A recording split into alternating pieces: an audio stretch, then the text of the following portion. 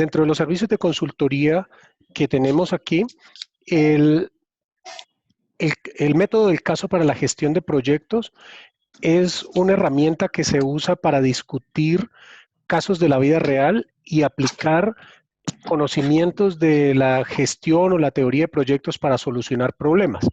Ustedes se van a dar cuenta que no necesitamos conocer la parte técnica a fondo y la mayoría de problemas se solucionan con aspectos no técnicos.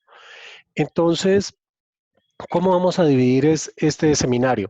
Vamos a tener 10 sesiones aproximadamente, cada sesión de 40 minutos. Vamos a tratar de hacerlas muy eficientes y la idea es que al final del seminario podamos tener una visión más amplia de lo que sucede, porque el proceso de la gestión de proyectos no es asociado únicamente a las telecomunicaciones. Nosotros gestionamos proyectos en oil and gas, en la construcción, gestionamos proyectos en la parte farmacéutica, gestionamos proyectos de software que no siempre son telecomunicaciones, gestionamos proyectos para las organizaciones no gubernamentales, para una gran cantidad de áreas se utiliza esta herramienta. Lo que pasa es que pues todos estamos metidos en el sector de las telco y eso también cierra un poco el nicho de oportunidades de trabajo para lo que nosotros hacemos. ¿Por qué? Porque gestionar un proyecto, después que tú conozcas la metodología y tengas un buen arquitecto de solución al lado tuyo, vas a tener la oportunidad de un soporte fuerte desde la parte técnica, pero desde la parte de gestión o de gerencia arriba vas a estar manejándolo tú. Y ese es uno de los paradigmas grandes que yo he tenido con las empresas que he presentado este material o para las cuales inclusive he aplicado. En alguna parte me dijeron que no tenía experiencia en la parte social, eso es con respecto a las ONGs. En otro me dijeron, oiga, es que usted no sabe de farmacéutica. Yo le dije, pero está bien, no conozco farmacéutica, pero el proceso es transversal, no es asociado a un tipo de empresa. Entonces, lo que vamos a hacer aquí es que vamos a discutir varios casos de de la vida real y vamos a tratar de buscar soluciones entre todos. No todos los casos son de telecomunicaciones, hay casos de banca, hay casos de minería, hay casos de construcción, pero lo más importante es que podamos nosotros manejar las herramientas que tenemos y también usar esto parte de actualización de lo que hacemos. Mm, ¿Cómo vamos a dividir las actividades aquí? Vamos a tener sesiones cortas de 40 minutos y dentro de las sesiones lo que hacemos es discutir un caso y también aportar todos desde el punto de vista de nuestra experiencia. Porque una cosa es que yo les presente el material, pero otra parte es la visión que tienen ustedes basado en cada una de las áreas de experiencia que tienen y de las actividades que están ejecutando ahora. Esta primera sesión va a ser un poco más llena de teoría. Vamos a hablar un poco de las teorías de la gestión de proyectos, vamos a hablar un poco de Scrum, vamos a hablar de gestión de riesgos, de por qué fallan los proyectos y faltando 5 minutos vamos a hablar un poco de las experiencias de nosotros respecto a estas actividades. Arranquemos rápidamente con la primera lámina. La estrategia de las compañías está centrada siempre en proyectos o en operaciones. Desafortunadamente las operaciones no aparecen en este gráfico porque las operaciones son repetitivas y las compañías lo que ven es un proceso cíclico dentro de las operaciones donde hay muy pocos cambios alrededor del tiempo. Si vamos Cayo, señor. discúlpame, ¿vos estás grabando esta reunión? O sea, yo digo es porque de pronto podemos tener otra inquietud, queremos mirar alguna vaina después. Sí, la sesión está grabada, viejo. Entonces, apenas termine ¿Listo? la sesión, la pongo y se las comparto. Perfecto, gracias. Listo. Entonces, hablábamos que los programas tienen mayor valor dentro de la estrategia, tienen mayor duración en el tiempo y agrupan varios proyectos. Lo importante es que los programas siempre agrupan proyectos del mismo tipo. Los proyectos en el área de las telecomunicaciones pueden ser el despliegue, el diseño o cómo estamos nosotros haciendo la optimización. Pero si nosotros vamos un poco más arriba a los portafolios están hechos de varios programas. Los portafolios apoyan la estrategia, generan mayor valor en el tiempo y agrupan varios tipos de programas diferentes. En el área de las telecomunicaciones, un ejemplo clásico es la parte de ingeniería, la parte de operaciones o soporte, la parte de mercadeo. Todo esto se podría mirar como portafolios separados.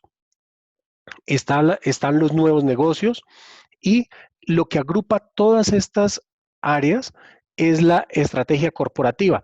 Si ustedes ven, siempre la parte de proyectos está centrada abajo y va a apoyar a la estrategia corporativa. En el momento que un proyecto esté no asociado con el tiempo o el valor que se está aportando a la estrategia corporativa, es muy probable que ese proyecto salga de circulación o sea cancelado.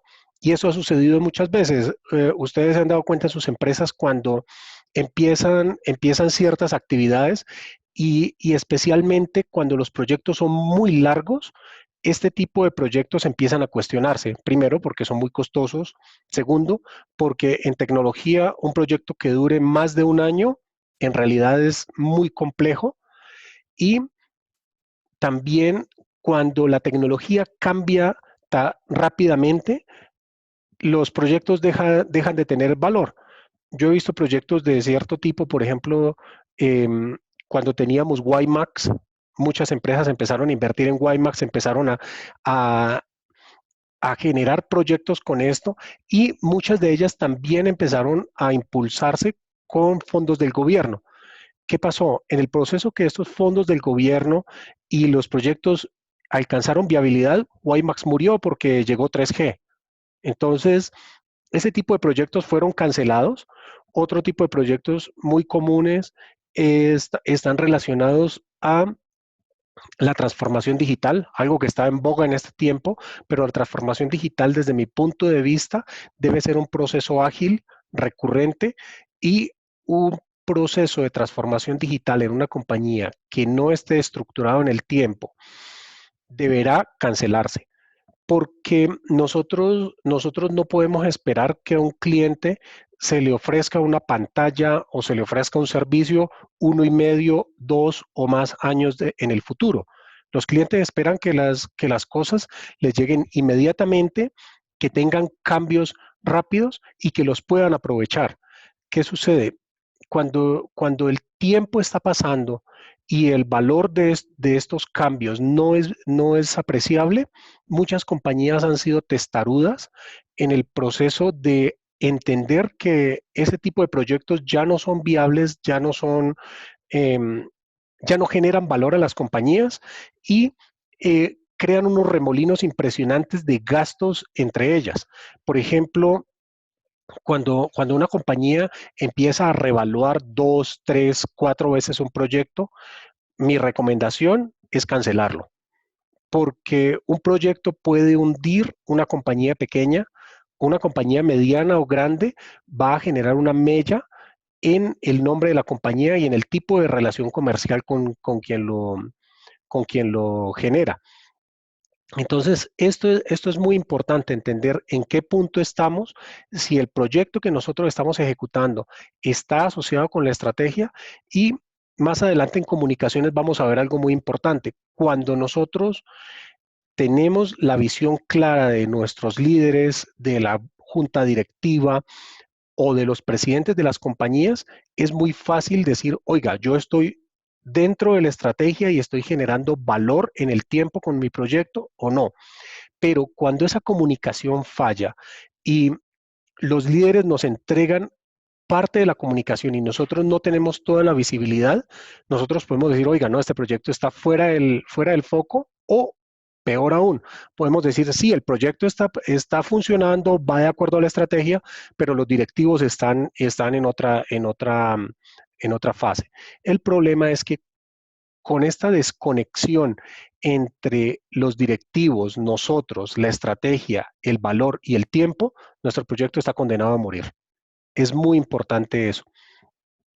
Si quieren, vamos siguiendo y en la última fase anotan y discutimos las preguntas. Bueno, el Project Management Institute define 5 fases para la gestión de proyectos. Es muy importante aclarar que estas fases no son estáticas y el estándar ha cambiado. Creo que el último cambio pasó en la primera mitad de este año, a lo que vamos este año, pero no sé qué va a suceder con los exámenes por la situación que tenemos. Hablemos rápidamente de de las fases que tenemos aquí. El concepto y la iniciación del proyecto. Es muy importante aquí definir qué va a entregar el proyecto y cuánto va a costar. Si ese qué y ese cuánto no se definen al inicio del proyecto, el proceso de cierre va a tardar años porque siempre vamos a tener un cliente interno o externo que nos va a decir, oiga, no, es que esta parte que usted me prometió todavía no la tengo, o esta parte que yo estoy recibiendo todavía no está completa. Entonces, el concepto de iniciación es muy importante para empezar con el proyecto y la definición, con la definición y planeación. Si nosotros tenemos que entregar, hablemos de nuestro caso, un sitio de telecomunicaciones, con sus antenas, con sus fibras, con la energía, con toda la parte de obra civil, y nosotros ya sabemos qué tenemos que entregar, es muy fácil hacer una definición y una planeación. Pero si nosotros empezamos a instalar una torre de 40 o 50 metros y en la mitad del proyecto nos dicen, oiga, qué pena, pero es que las antenas que usted va a montar ahí requieren una mayor altura o requieren unas condiciones mecánicas diferentes para la antena y el proceso ya andando, nos toca demoler todo y esos son gastos. Entonces es muy importante eso. El, la ejecución del proyecto, no hablemos del lanzamiento, hablemos solamente de la ejecución del proyecto. La ejecución del proyecto es muy importante para controlar el alcance, los costos y la duración. Hay otros factores ahí, pero es muy importante qué vamos a entregar, cuánto nos va a costar y cuánto va a durar, porque los proyectos son finitos y si nosotros nos gastamos todo el dinero en una fase, no podemos ir al gerente de la compañía o al gerente de área a decirle, oiga, qué pena, pero es que yo le pedí a usted $100,000 para que me entregara, para entregarle, perdón, una parte del proyecto y ahorita me di cuenta que hice mal los cálculos y ya no son 100,000, sino 300. Entonces, ese tipo de situaciones en la mitad del proyecto, especialmente si hablamos del desempeño y control del proyecto, son muy importantes. Porque si arrancamos con una mala planeación y tenemos un mal control del proyecto, nuestra reputación, la reputación de la compañía y los costos se van a ir al piso. Yo he visto muchos gerentes de proyectos fallar en esta parte. Fallaron en las estimaciones o, en el peor de los casos, el, el sponsor del proyecto les dijo, oiga, no, arranque que eso cuesta así. Pero entonces el tipo le dice, oiga, venga, pero es que yo hice mis cálculos y usted me está dando un valor 30, 40% por debajo. Entonces el tipo le dice, no, tranquilo, usted arranque y yo ese 40% se lo voy dando después. Porque claro, hay unos temas corporativos y hay unos temas políticos atrás de eso que a él tampoco le van a aprobar un proyecto que tenga tanto costo. Pero ¿qué sucede? Una vez nosotros firmamos como gerentes de proyecto la aceptación, estamos amarrando un grillete a nuestras manos y pies para ejecutar con ese valor. No importa que sea alguien de la junta directiva o que sea el gerente local o regional quien nos dio eso. ellos no te van a respaldar después, ellos no te van a decir, ah, no, es que sí, yo hablé con Cayo y le dije que le iba a dar 30% después. Después, señores, viene el tema del control de cambios y el control de cambios empezamos a explicarlo y cuando llegamos al punto de informarle a la gente que hicimos una mala planeación y que desde el inicio conocíamos que el valor del proyecto iba a ser mayor del dinero que estábamos pidiendo, ahí nos hundimos, porque nadie va a meter la mano con nosotros. Y finalmente, el cierre del proyecto. El cierre del proyecto es muy importante porque con el cierre del proyecto nosotros entregamos lo que comprometimos, registramos, es muy importante registrar todos los detalles del proyecto para las siguientes fases y es muy importante pagar y concluir cualquier tipo de relación comercial con las personas que estuvieron involucradas ahí. Nosotros no podemos cerrar el proyecto y decirle a la parte financiera, señores, está listo. Y cuando te llega una factura 2 meses después de la persona que estuvo haciendo la instalación o de los materiales de obra que estuvieron usando, eso es un desastre. Entonces, es muy importante que el cierre del proyecto concluya un tiempo después de entregar lo prometido. En este tiempo nosotros debemos verificar proveedores, verificar horas, verificar contratistas y asegurarnos que todo está pagado dentro de lo que tenemos, porque pasa muchas veces también que la gente dice, no, yo entregué el proyecto con un margen del 30%, le dan felicitaciones, la gente se gana el bono y 3 meses después, generalmente después de diciembre, llegan 4 facturas que cogen el margen del proyecto y lo bajan al -5%. Y ahí empiezan a cuestionar. Y como siempre, el gerente del proyecto es la persona que es responsable y en inglés es accountable, que es un poquito más. En español la traducción es lo mismo, pero es accountable de lo que pasa ahí. Vamos a pasar al siguiente slide. Agile contra Waterfall. Nosotros hemos hablado de la parte de Agile, que son procesos cíclicos, rápidos, interactivos y de entregas graduales y controlables. Aquí hay 5 factores que nos diferencian el uno del otro. No los voy a leer directamente, ustedes lo pueden mirar ahí, pero quiero darle algunas pautas muy importantes de la diferencia de estos dos procesos. Los procesos waterfall son descontrolados.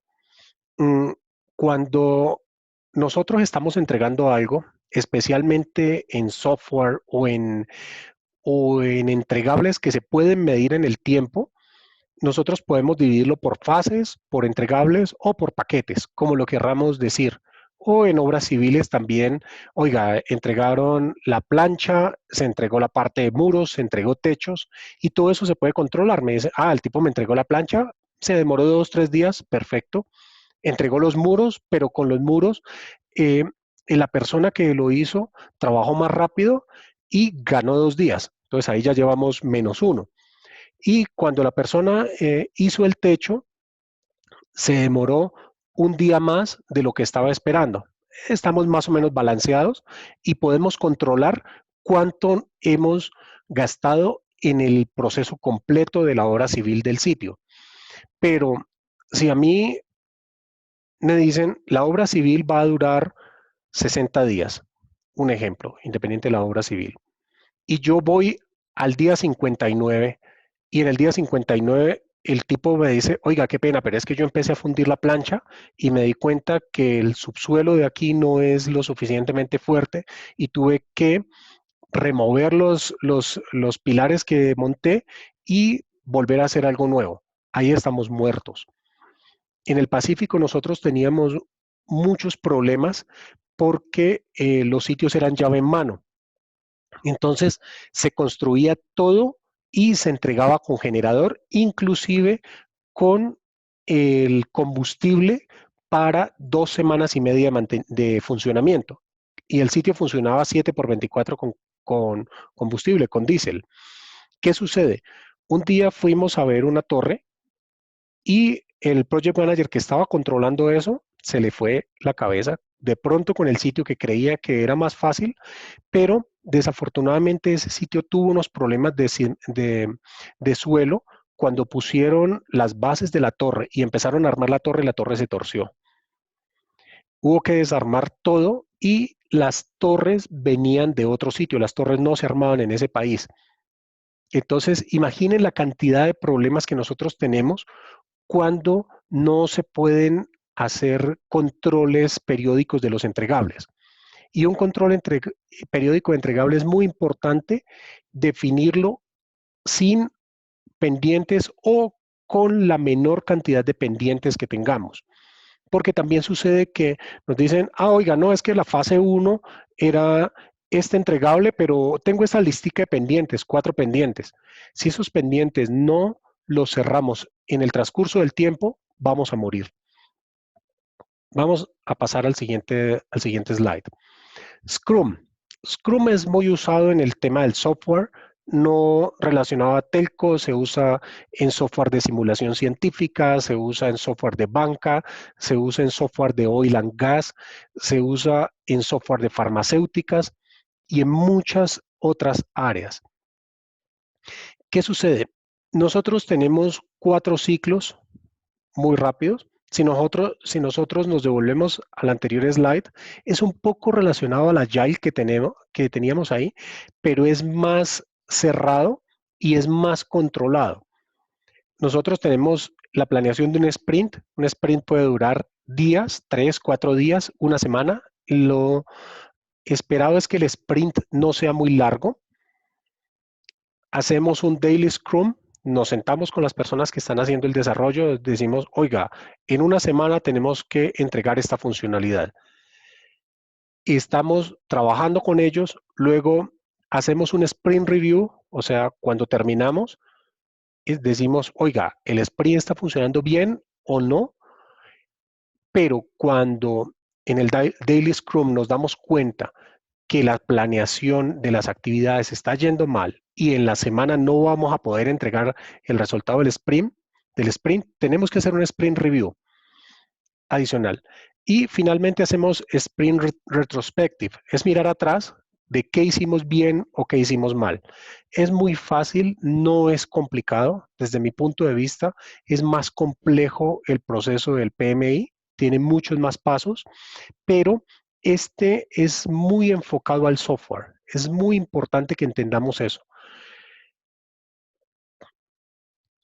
Aquí hay 4 elementos importantes del equipo de Scrum. Tenemos el equipo completo, el Product Owner, el Development Team y el Scrum Master. El Product Owner es el stakeholder principal. El Scrum Master es el responsable por promover y soportar el Scrum. El Scrum Master es la persona que hace el seguimiento de todo el Development Team y entrega los resultados. Aquí pueden mirar más detalles, pero es muy importante que estos equipos de Scrum estén muy bien formados, que las personas, especialmente el equipo de desarrollo, conozcan las herramientas, tengan experiencia en las plataformas de desarrollo y conozcan el proceso de Scrum. Hay otra cantidad de herramientas adicionales. A mí me gusta mucho cómo se controla el software con esto. Podemos hablar en otra sesión, pero también las herramientas pueden ser tan complejas que nos llenan de información y nos quedamos sin la visibilidad completa. Hace mucho tiempo yo estaba controlando un equipo desde muy arriba y tuve una tarea de solucionar un inconveniente. El inconveniente era más, ¿cómo lo decimos? El inconveniente no era técnico, era un inconveniente gerencial. Mi nombre apareció asociado a un problema. Y ustedes no se imaginan la cantidad de correos que me empezaron a llegar porque el equipo de Scrum empezaba a analizar las herramientas. Entonces te decía, oiga, no, es que esta parte no la puedo hacer porque dependo de esta tarea. Y como la tarea estaba a mi nombre, alguien me hizo el favor de ponerlo a mi nombre, empezaba a llegar empezó a llegar toda esta cantidad de correos y es muy importante entender el uso de este tipo de herramientas. Pasemos al siguiente slide. Muy rápido. Tenemos las herramientas. Tenemos correos. Como siempre es muy importante tener información formal, aunque más arriba que la información formal tenemos las cartas y todas estas cosas. Debemos tener en cuenta algo muy importante. Cuando nosotros tenemos un problema con un entregable y empieza el tema de las cartas y todo, hay varias cosas. Una carta que sea legalmente asociada a un contrato la debe firmar el representante legal de la empresa. Si no, son muy bonitas, he visto muchas cartas con amenazas, pero sin representación legal de la empresa no tienen mucha validez. Lo que pasa es que no podemos dañar la relación con los clientes. En la parte de comunicación tenemos la parte de presentaciones, la parte de las láminas, los documentos y, muy importante, un SharePoint. Yo lo puse aquí como se llama en uno de los proveedores, pero ¿qué sucede? El SharePoint es el repositorio donde guardamos toda la información del proyecto. Guardamos contratos, guardamos facturas cuando se puede, guardamos todas las actas firmadas, documentos de especificación, diseños, actas de aceptación, actas de cierre y todas estas partes. Tenemos la planeación del proyecto. Hay muchas herramientas de planeación de proyecto y ahora me gusta mucho algo que están usando en Estados Unidos, que es una herramienta web muy fácil de usar, no tan compleja como uno de los proveedores, pero te da mucho control de las personas. La gestión de riesgos, muy importante la gestión de riesgos. Si nosotros no gestionamos bien los riesgos, el proyecto va a morir. Tenemos Jira y Confluence, las herramientas que les comentaba hace un rato. En Jira se gestionan errores, se gestionan desarrollos, se gestionan entregables. Y cuando nosotros tenemos todo este conjunto de herramientas que ustedes observan aquí, relacionados a comunicación. La comunicación es muy importante en los proyectos y si nosotros no generamos comunicación unificada, no controlamos qué dicen nuestros equipos y no verificamos que los detalles que nosotros recibimos para manejar el proyecto son lo suficientemente claros, va a estar muy complicada la situación. Vamos a hablar un poco del proceso de gestión de comunicaciones. Está el quién, el qué, el cómo, el cuándo y el owner de la comunicación o el propietario de la comunicación. No los vamos a leer, pero es importante entender cuál es la audiencia, qué mensaje, qué tipo de entrega, a qué periodicidad y quién la entrega. Si nosotros entendemos cuál es la audiencia, nosotros podemos irle a decir a la cuadrilla de instalación, señores, súbanse a la torre, revisen esto, revisen los torques con los cuales están apretando las bases, pero si nosotros llegamos a un CEO o a una conferencia de prensa, no podemos decirles, oiga, no, es que el torque falló y pues ya. No, a una conferencia de prensa hay que decirle en otras palabras, con otro tipo de comunicación formal. Tal vez nosotros no seamos la fuente de comunicación dependiendo de la posición que estemos.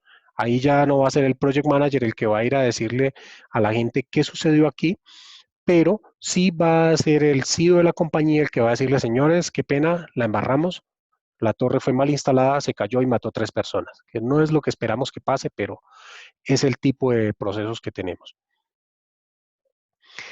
Voy a cerrar la sesión de hoy aquí con la gestión de los stakeholders. Es muy importante entender quién tiene el poder y quién tiene el interés para manejar las cosas. El interés y el poder están en bajo y alta medida.